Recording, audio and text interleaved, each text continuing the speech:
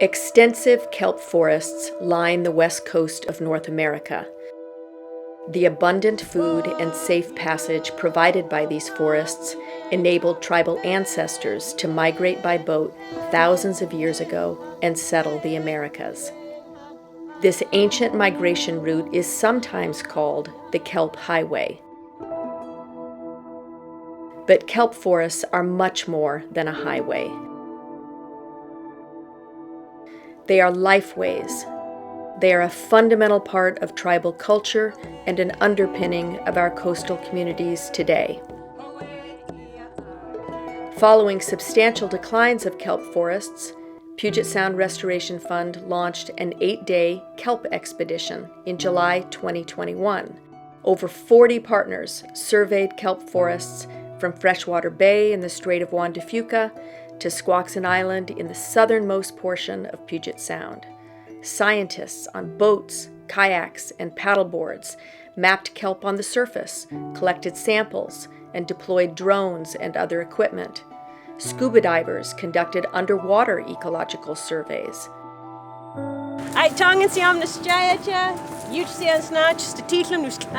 Community gatherings co-hosted with tribes along the way featured foods made possible by kelp forests.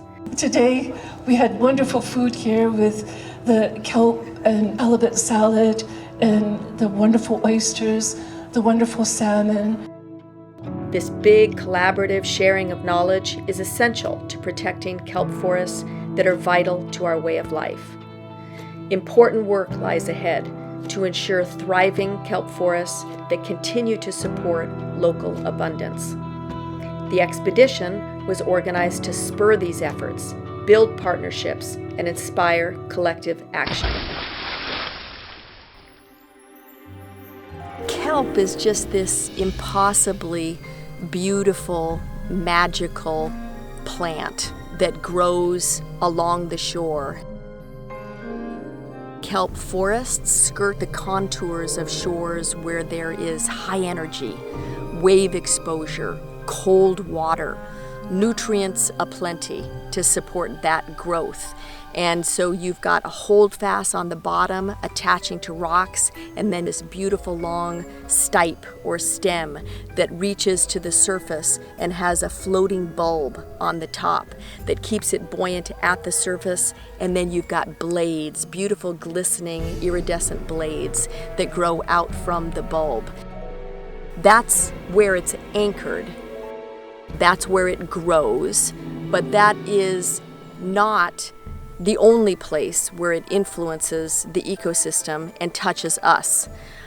Because all of that plant material, that biomass that grows in those places where conditions are right, the kelp starts to break down, particles break off, and those particles then become part of crabs scavenging on the bottom. They become part of the filter feeders that are pulling that material out of the water column. And those big long stipes, those whips, become part of the shore. Kelp is being thrown up onto the shore, those ropey masses, where it starts to decompose and become part of the terrestrial food systems. So it's not even limited in terms of being part of the marine ecosystem. It gets around in all the foods we eat. It gets around in all the species that we care about. And therefore, it is supporting us, not just in a single way, but in many ways, through all the different habitats, species, foods that define this place. In Washington State, we are very fortunate to have one of the most biodiverse kelp communities in the world. We have more than 22 species of kelp. I'm a marine ecologist, and I study bull kelp forests and also eelgrass throughout Puget Sound.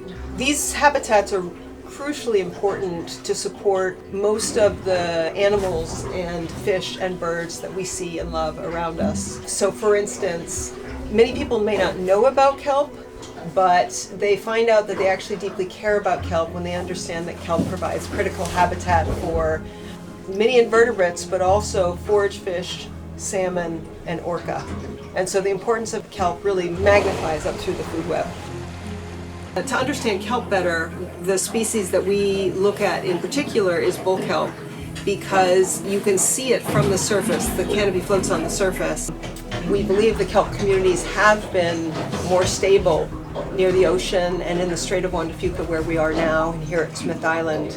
And we're really concerned about broad losses as we move into Puget Sound, where the water is naturally warmer, which is harder for kelp, and there are also many more people and the impacts that people bring. This is Wing Point on Bainbridge Island. And Wing Point is a really sad story for us, because Wing Point is where the last huge persistent bull kelp bed existed on Bainbridge Island. And as you can see, there's no bull kelp here. It disappeared around 2017.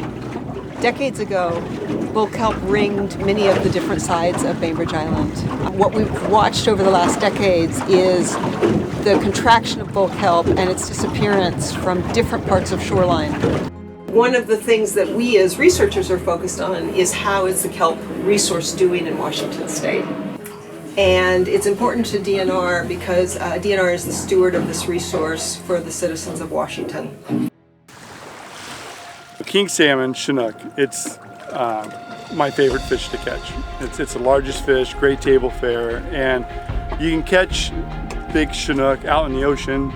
You can be in 200 feet of water, have you down riggers, down 100 feet, but there's nothing like catching Chinook next to a kelp bed in 30 feet of water, and it's just so magical to be able to troll right along the kelp bed and catch 20, 30 pound Chinook. My biggest is a 42 pound Chinook that I caught along the kelp bed. You can still try to use your equipment and hone in and find a bait ball, but when you're buzzing along and trolling along kelp line, there's always fish along the kelp. With bait fish, you gotta eat too, right?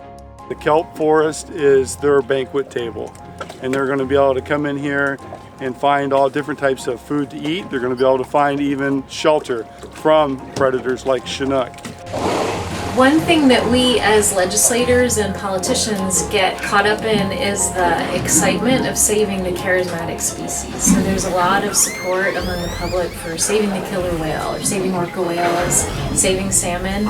But in order to do that, we have to know how to take care of the details that the orca whales are depending on. So things like, how do we restore and save kelp beds? How do we restore shellfish beds? How do we restore the salmon and the forage fish? All of those details go into protecting the ecosystem that the orca whale needs. And the part that I'm finding really intriguing now is the food web aspect of this thing. Who eats who? And I always get into this whole thing about follow the carbon. Where does the productivity of this kelp, which is enormous, where does it go in the food web? And it turns out it's going all over everywhere, and in ways that people are just beginning to figure out. You go out here and pigeon guillemots are 15% kelp carbon. These rockfish they're talking about are 50% of the carbon in those things came from kelp. That always is this eye-opener for people to think about. If you took away that source, took away the kelp, what happens? Well, you lose the habitat, yes. But then you start having things starving. And so the food web part of this thing is really important. And this kelp washes up on the beach here, right? It washes up in the rack-line here. There are all these little amphipods and everything. Who eats the amphipods? The shorebirds. Raccoons come down and forage on the beach and eat these things, you know. So all this kelp carbon isn't just in the marine environment. It's in the birds, it's in the terrestrial environment. It gets around. Kelp carbon gets around. That to me is the really funny story. That the food web and who's connected here is the connectivity. Who eats who? You are what you eat. You and I are 30% corn carbon. And I'm trying to figure out how much of us are kelp carbon.